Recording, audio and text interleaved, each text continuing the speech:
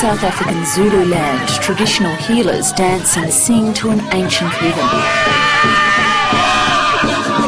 They call themselves Sangomas and Imyangas, and their mission is to heal the sick using the methods of their forefathers, which are now being used to treat everything from HIV to afflictions of the mind.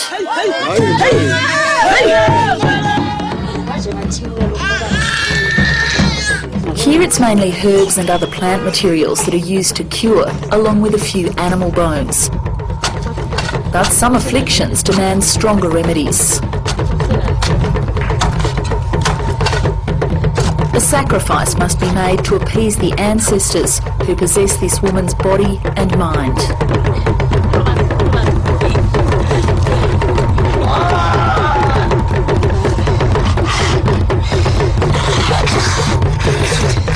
It's a confronting scene, but there's an even darker side to African traditional medicine than this.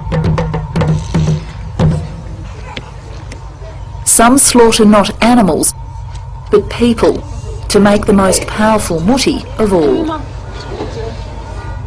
Those people who are using human fleshes, we usually call them abatagas. Those are witches or witch doctors.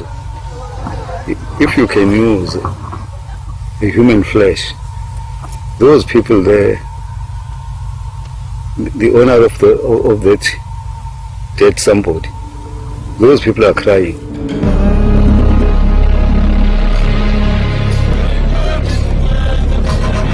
Up to 300 people a year are killed in South Africa so that their body parts can be used in traditional medicine. Most of them are children.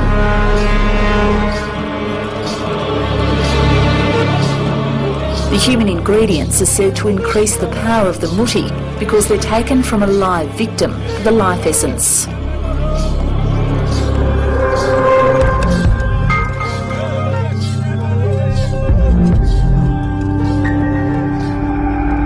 Salome Chokwe didn't hear her son's screams, and when she found him here, it was too late. 10-year-old Sello was out herding donkeys when he disappeared, and when he was discovered here, he was still alive, but his tiny body had been butchered. His hand, genitals, tongue and part of his brain were gone.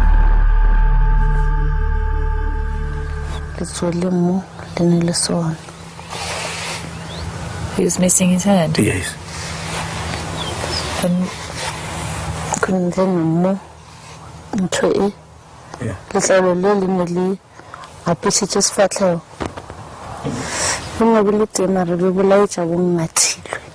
okay. You could see the brain, but it shows as if someone has just taken a bit of the brain. what happened to Sello Chokwe bears all the hallmarks of a classic Muti attack. He was left alive while his body parts were harvested and probably used to bring luck to a business. But Sello died of his injuries almost a year ago, and his attackers have yet to be brought to justice.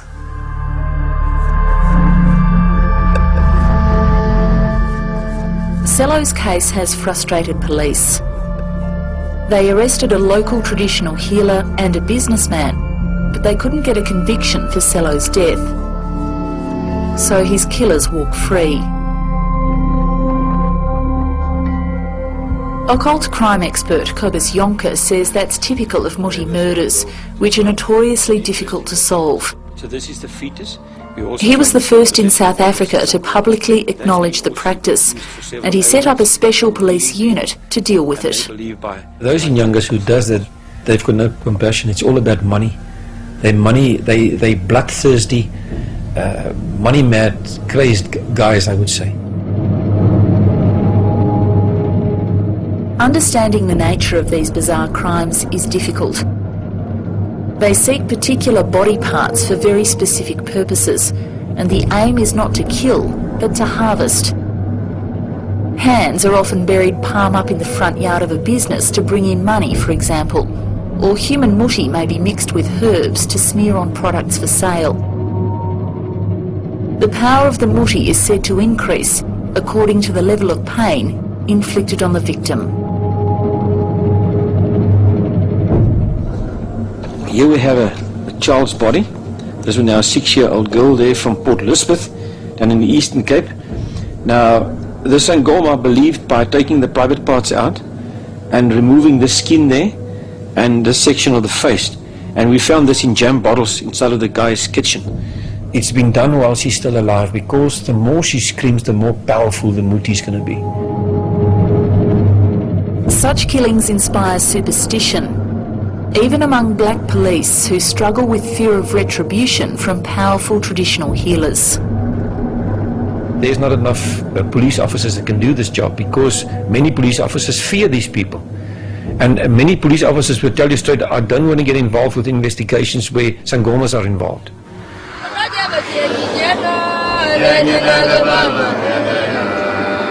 In vast South Africa, tiny villages nestle in remote corners of the landscape, virtually cut off from the outside world. There are plenty of places for unscrupulous witch doctors to hide from the law. But acting on a tip-off, we drive deep into KwaZulu-Natal to see an Inyanga suspected of selling human remains.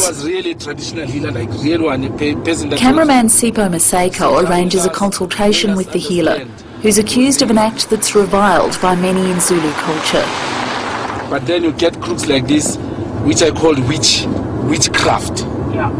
They are really witchcraft. In Zulu called umthakathi. Exactly. That's the group there. Those are killers. Witchcraft, they do all these dirty things. He carries a hidden camera to capture the exchange. In this footage, he asks the healer for some muti to improve his business. He's purified with smoke and water mixed with herbs. The Inyanga then hands over what he says is a human bone.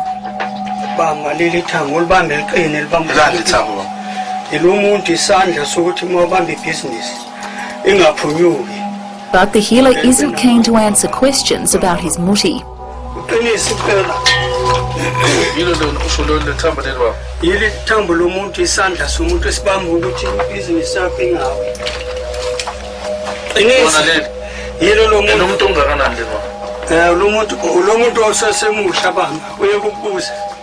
Our cameraman is also given a ball of what the healer says is human fat.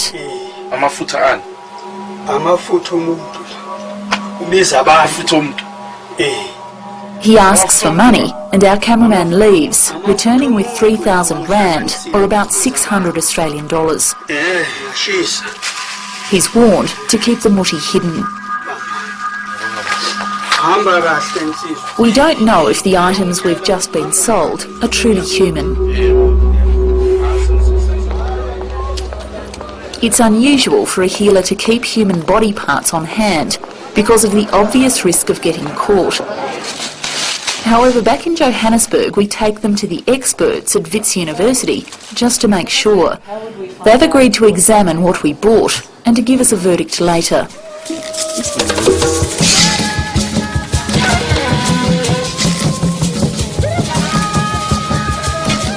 This is the country's largest muti market, and it's full of strange and wonderful ingredients for all to see. What do you use this for? I use this for intelezi.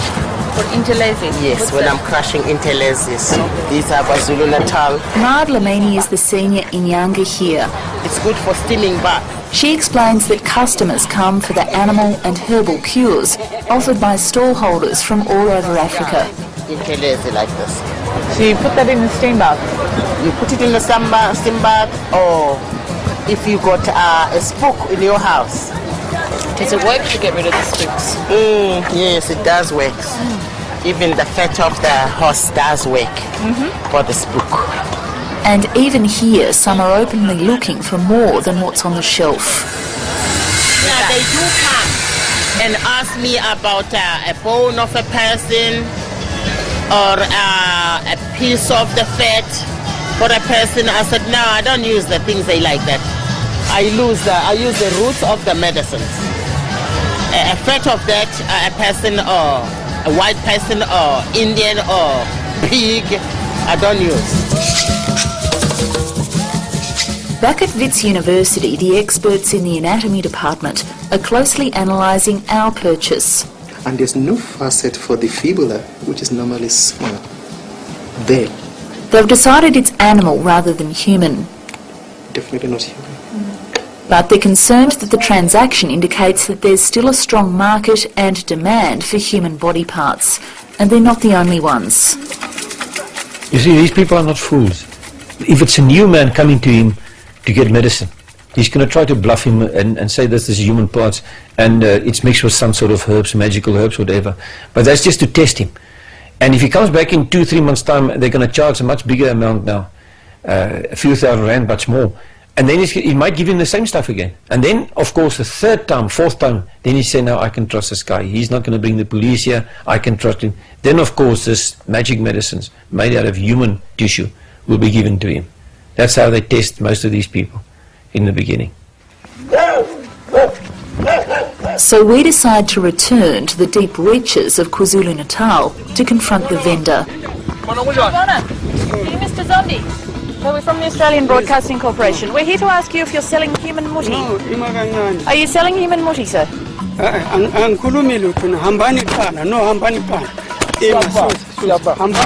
The Inyanga is not pleased to see us. Why did you sell our cameraman remains that you said were human?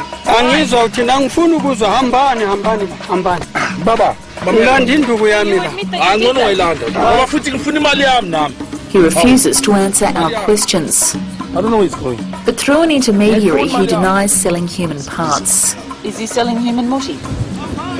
I'm not quite sure, but it does give you things that look strange. Like what? Sometimes bones, things that are very scary. He says he doesn't want to talk, he doesn't sell any human meat.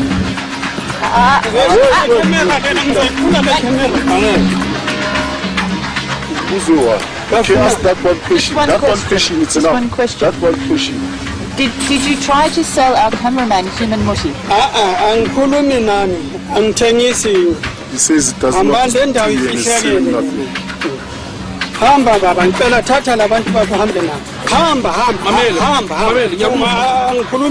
We leave without really getting an answer. But that's not the only one we were looking for. Salome Chokwe is still looking for the truth. She's determined that someone will be caught. Because although her child has been buried, his body is not whole, and nor is his spirit.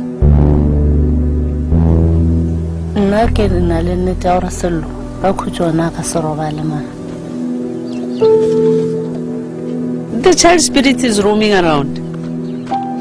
If you cut somebody's days, her or his spirit doesn't go straight to where it must go. It's those people, they died cruel death. It was not yet time for them to die. Young Sello's life is one of many cut short. But in the modern South Africa, tradition is alive and well, and for that, some people die.